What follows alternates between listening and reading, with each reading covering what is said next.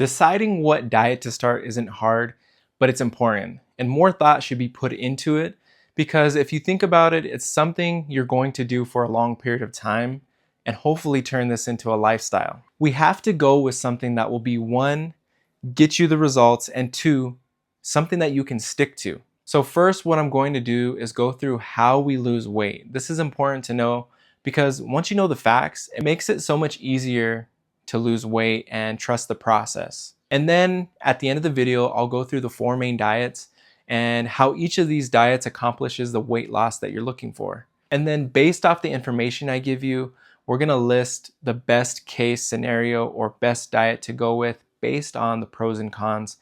And you'll know exactly which diet to go with and which one will be right for you. First, what I'm gonna go into is BMR, your basal metabolic rate. This refers to the minimum number of calories your body needs to function at a basic level. This includes maintaining all your cells' bodily functions, breathing, blood circulation, temperature. In other words, if you did nothing all day, your body would still burn calories to keep you alive. Knowing the calorie amount is important because if we add our BMR to our daily activity level, our exercise, work tasks, things that we do around the home, then we know how many calories we need to eat to maintain the weight that we're at. Also, the nice thing is to get this number or to do all of this math, it's done for us on our phones. All we have to do is download MyFitnessPal. This is a calorie tracker and it will go through and tell you based off of the information that you put in there, your height, your age, your weight, and your gender, it will do all that math for you and give you the number you need. I'm gonna be using myself as an example to give you an idea of how all this works. So the BMR for me, I weigh 160 pounds. So there's a calculator online that you can go to and just type in BMR calculator. And it gave me 1608. I'm highly active, so it's probably a little more than 1,000 calories, but gonna be somewhere around here. So my activity level, I add 1,000. And so in order for me to maintain 160 pounds, I have to eat 2,608 calories every single day to maintain that weight. Now, if I wanna lose weight, for every 3,500 calories, it will equal 1 pound. Since I'm trying to lose weight, I need to reduce my calories by 3,500 weekly, right? So this is gonna average out to, if I wanna lose 1 pound, 500 calories per day. If I wanna lose 2 pounds, then you just double it and it's 1,000 calories per day. This 500 number is going to equal 3,500. That's over a 7-day or over a week of having a 500 calorie reduction. Most of us wanna lose more, so we're gonna be somewhere right in here in the 2 pound. It's not recommended that we go over this and it's extremely difficult on top of that. So I don't know if it would even be sustainable. So I would keep it somewhere right in here between 1,000 and 500. To even take this example a little bit further, 2 pounds. Then I need to take 1,000 off of this, which would be 1,600. Now that's if I keep my activity level the same. If this goes higher, like I do more cardio, then I can either see more weight fall off or I can eat more. A lot of the calorie trackers that you would use, like MyFitnessPal, you can input additional cardio. So like if you put in, let's say that you're an active person and you work out every single day, but let's say you decided to pick up biking and you're gonna burn 300 calories additional every single day. Well, you can add that into the MyFitnessPal and it'll give you 300 more calories to consume if you wanted to. So now that we have a good understanding of how fat loss works, I'm going to go into the 4 main diets, and this will give us a better understanding of how the diets work and which ones would better fit you depending on what your preferences are. Here are the 4 main diets. Tracking your calories and macros, this is going to be a balanced diet.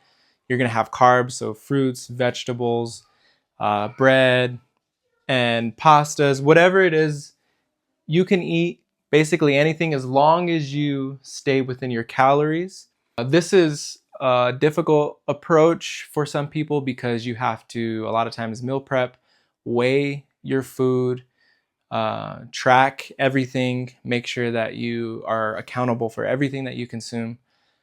So it's more difficult, time consuming, and it takes a lot of preparation. Over time, as you start to get this down, it's not that hard. It becomes a part of your lifestyle.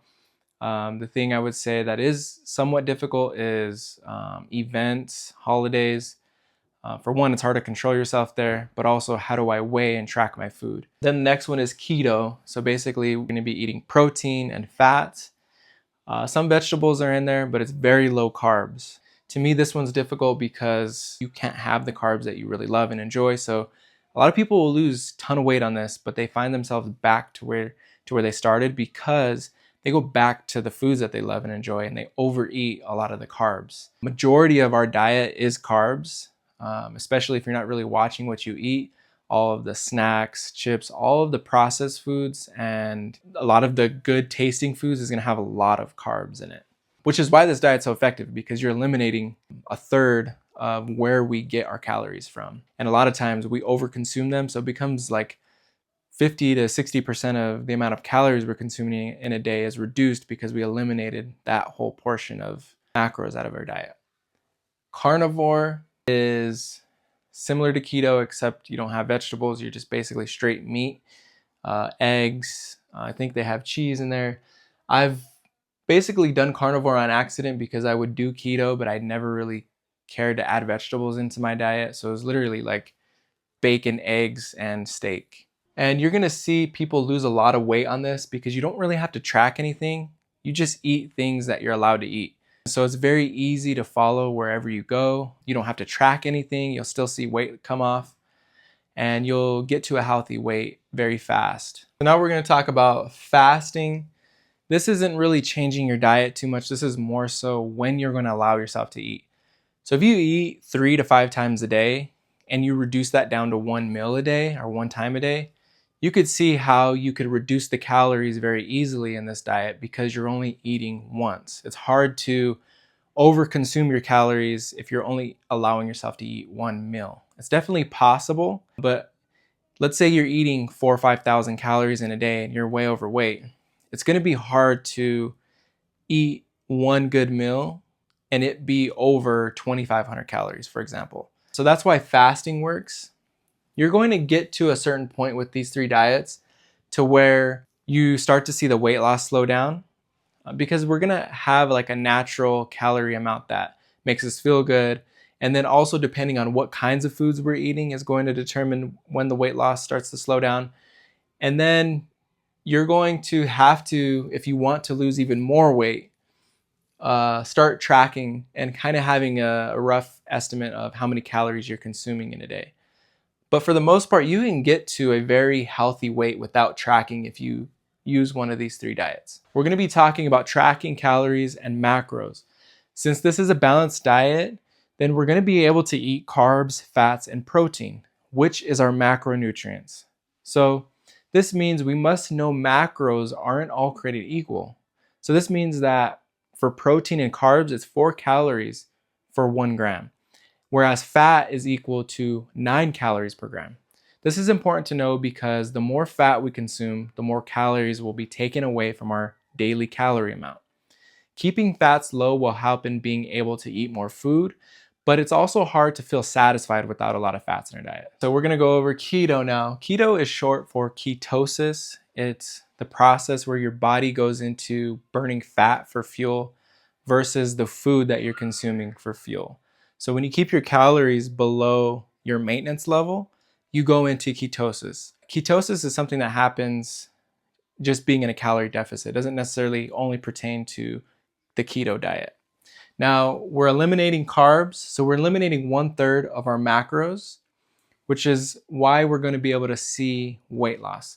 So for me, for example, if I eat 2,600 calories in a day to maintain my weight, I eat a lot of carbs in the day. So I'll consume like 1,200, sometimes 1,500 calories worth of carbs. So that's more than half at 1,500 calories, more than half of the calories I need to consume in a day to maintain my weight.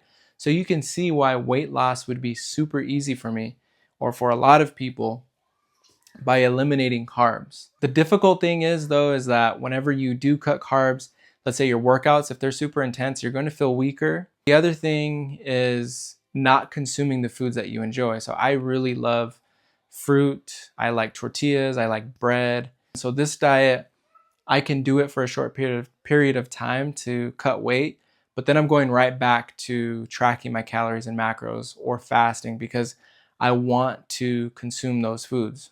So this could be something that if you're okay with cutting carbs, this would be a diet for you. We're going to be talking about carnivore now. This is basically going to be the same thing as keto. You're cutting out all your carbs, and the difference between this and keto is you're not going to allow in, let's say, some of those keto snacks or keto friendly breads or tortillas. You're strictly going meat, no vegetables. It's going to be steaks, eggs, chicken, fish, and cheese. I believe you can have milk. But basically, this would be a diet for those of you who don't really care about vegetables or those processed like keto meals that they throw in. You'll see at the grocery store. That's another thing that makes keto, I know we're on carnivore, but that's another thing that makes keto easier is there's a lot of keto friendly things in the grocery stores now. There's like tortillas, there's bread, there's meal prepped, already done for you meals like at grocery stores that you'll be able to find that are keto. Okay, now we're gonna get into fasting. This is gonna allow any or all three of the macros. The difference here is you're going to restrict when you allow yourself to eat. So I'm only eating dinner, basically, versus having breakfast, lunch, dinner, and snacks, or something after dinner. It's going to be one meal. This works because you're eliminating all the other calories you would consume in the other 2 to 3 meals that you have and the snacks you would have normally. Fasting, keto, or carnivore are not special in how they make you lose weight. It's just because you're putting yourself in a calorie deficit. So when you look at fasting, you're not changing your diet unless you want to. You can couple fasting with keto, with carnivore, or with tracking your calories and say, I'm only going to eat at this time, but I'm going to eat keto or I'm going to eat carnivore. The same with fasting. Eventually you will reach a point where you start to see the weight loss slow down. But all that you have to do is within that one meal is track the calories. It's so much easier to track your calories with fasting because you're only eating one meal. You're not eating 3 to 5 times throughout the day and having to weigh and track everything, every little thing. Whereas if you only eat one meal, then that's all you have to track. It's very simple and easy. And if you do your one meal at home and say like, well, at work, I'm going to fast, but when I get home, I'm going to eat. It's very easy to then weigh your food, log it real quick, and have your meal. Now let's go into the pros and cons of each diet and which diet would best fit you based on your preferences. So to track your calories and your macros, the pros of this diet is you have a variety and you won't feel deprived of the things that you love to eat. The cons is even though you can eat a variety of foods, you will have to eat in moderation, which if you're like me, you want to eat the whole bag of chips once you start. The other con is you need to know exactly what you're eating, meaning tracking everything you eat and weighing it out. This is going to be time consuming to know exactly what the calories are. This diet is best for those who want to eat carbs and have a balanced diet and don't mind tracking and weighing their food.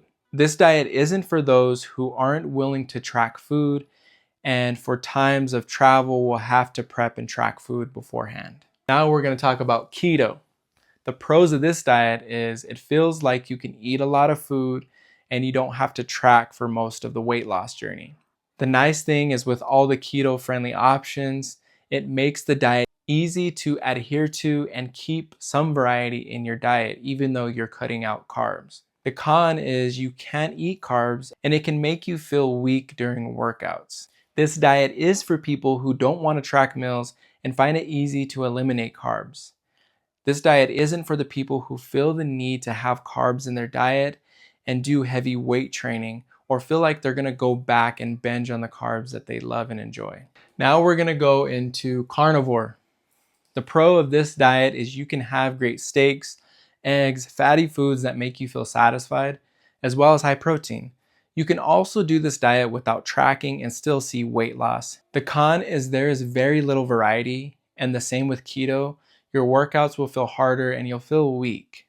This diet is for those that need strict guidelines to remain committed to the diet and are okay with eating meat only. This diet isn't for those who need variety and find it hard to consume a lot of meat and also want carbs and feel like they'll go back to binging on the carbs that they love. Now we're going to get into fasting. The pro of this diet is that you can eat a variety of foods, and initially you won't have to track the meals that you're eating.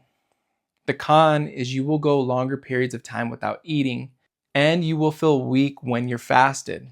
This diet is for those who don't mind skipping meals to have one big meal, or you already naturally fast. Like me, I hardly ever ate breakfast, so it was easy for me to push myself to eat that one meal at the end of the day. This is also for those who like eating big meals and don't really ever find themselves eating just a small snack.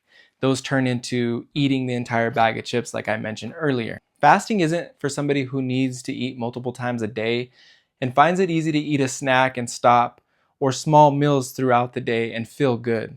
Now that we have gone through each diet, it should make your decision on what diet to go with more clear. I hope you found this helpful, and if you made it this far in the video, please like and subscribe. Thank you. We'll see you in the next video.